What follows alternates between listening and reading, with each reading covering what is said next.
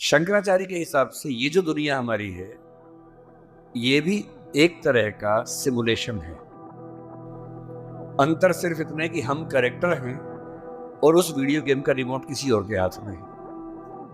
कोई हमारे साथ खेल रहा है और हमें लगता है कि मैं सीए बन गया, वहां से बटन कैसे चलाया, अब सीए बन गए और अब उछल रहे हैं, ये कर रहे हैं, वो कर रहे हैं। अचानक उससे गलती हुई, यहां मामला खत्म। जैसे वीडियो गेम में आपसे गलती हुई, 15 वाला खत्म हो जाता है। इतनी फानी किस्म की जिंदगी, इतनी बुलबुले जैसी जिंदगी, उस जिंदगी में इन छोटी छोटी बातों में इतना लीन होकर डूबे रहना, मेरे ख्याल से इससे खराब जिंदगी कोई नहीं हो सकती। और इसलिए जो करना है वो ये है कि जिंदगी में होते हुए अपनी जिंदगी को बेहतर कैसे बनाना है। फाइनेंशियल चीजों से कंप्रोमाइज न करते हुए अपनी बाकी जिंदगी को बेहतर कैसे बनाना है। और जिंदगी बेहतर है यानी इसके 4-5 पैरामीटर्स हैं। सबसे गहरा पैरामीटर ये है कि आपके पास जीने का कोई पर्पस है या नहीं, और है तो कितना बड़ा पर्पस है। कुछ लोगों के पास होता है, मुझे सबको हरा देना है, फर्स्ट आना है, 1 करोड़ कमाना है, ठीक है, पर्पस है, पर ये पर्पस बहुत दूर तक हेल्प नहीं करेगा। इससे बेहतर पर्पस होता है एक समय के बाद कि आप अपनी क्रिएटिव इनसाइट को आगे बढ़ाएं। मैं ऐसे कई सीएस को जानता हूं जो सीए हैं पर उनको लगा कि मेरी जिंदगी इतनी सीमित नहीं है, मुझे कुछ और करना चाहिए। तो उनमें से एक शेखर कपूर बन गया।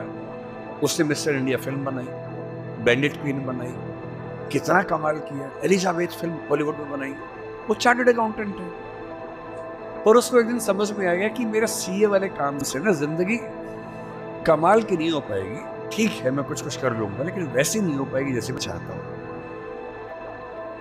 और बहुत सारे सीए, एक सीए को लगा कि मुझे देश को भी सुधारना चाहिए, वो सुरेश प्रभु बन गया, रेल मंत्री बन गया। एक और सीए को लगा कि मुझे एक नई पॉलिटिकल पार्टी में ईमानदारी का संदेश लेके जाना चाहिए, वो राघव चड्ढा बन गया। इतने सारे सीएस हैं, कोई पॉलिटिक्स में आ गया, कोई उद्यम में चला गया।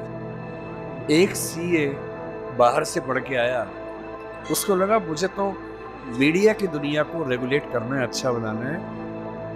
उसने एक मैगजीन शुरू की, इंडिया टुडे, और धीरे धीरे वो आज तक का मालिक बन गया। अरुण पुरी, वो भी सीए। क्यों सीए होके ये मान लेना है कि मेरी जिंदगी इतनी ही। एक यंग सीए सिद्धांत चतुर्वेदी फिल्मों में इतना सुंदर एक्टर बन के आ गया है। अभी वो गली बॉयज में आया, शानदार एक्टिंग करता है। एक सीए को लगा कि मुझे केवल अकाउंटिंग नहीं करनी है, मुझे तो कुछ बड़ा काम करना, स्टार्टअप करना है, वो मोतीलाल ओसवाल बन गया। इतने बड़े बड़े सीए, कुमार मंगलम बिरला एक सीए है और सीए से पूरा साम्राज्य खड़ा कर दिया। एक सीए को लगा ये सब छोटा है, मुझे देश के लिए काम करना है, देश के लिए मर मिटना है। और आज से 2 महीने पहले उसने देश के लिए अपनी जिंदगी बलिदान कर दी। कर्नल मनप्रीत सिंह, जो कि सीए थे, वो भी चार्टर्ड अकाउंटेंट था।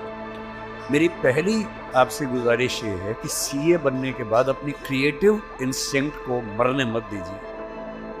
कुछ क्रिएटिव, कुछ भी हो, वो क्रिएटिव हो सकता है कि आपको पेंटिंग करना पसंद हो, आपको पोएट्री पसंद हो, आपको फिल्म बनाना पसंद हो, फिल्म देखना पसंद हो, कुछ ऐसा।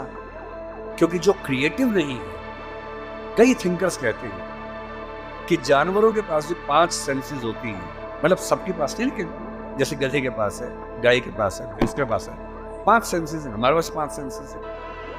तो वो कौन सी चीज है जो मनुष्य को उनसे अलग करती है? तो वो क्रिएटिव सेंस। और जिसने अपनी क्रिएटिविटी को ही मार दिया, फिर वो तो एक मशीन है, फिर काहे का इंसान। इसलिए मेरी पहली गुजारिश आप सबसे ये है कि सीए होते हुए कुछ ऐसा क्रिएटिव शौक पाल लीजिए कि दिन में 1 घंटा मस्ती से गुजार सके। उसमें वो कुछ भी हो, फिल्म देखने से लेकर कविता लिखने तक, पेंटिंग करने तक, कुछ भी हो। गाना हो, गाना सीखिए, सिंगिंग सीखिए, इस उम्र में सीखिए, तबला बजाना सीखिए, हारमोनियम सीखिए, गिटार सीखिए। कुछ ऐसा जो करते हुए डूब जाने का मन करे, बस कुआं खोदना मत सीखना, उसमें डूब गए तो मुश्किल हो जाएगा।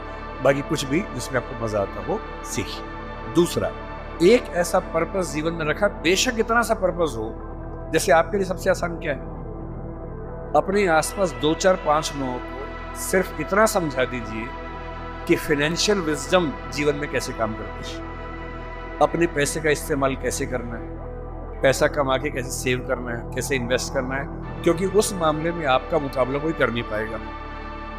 या अपने घर के आसपास 3 4 गरीब बच्चों की पढ़ाई का खर्चा उठा लीजिए, उनसे हफ्ते में बार मिलते रहिए, और आप पाएंगे आपके चेहरे पर पहले से ज़्यादा चमक आनी शुरू हो गई है, और आपको कंपटीशन, परेशानी, वो जो नफरत का माहौल दिन भर होता है, इसको हरा दूं, उसको हरा दूं, इस सब से मुक्ति मिलने लगी है, और आप अंदर से एक बेहतर इंसान बनने के प्रोसेस में आ रहे हैं।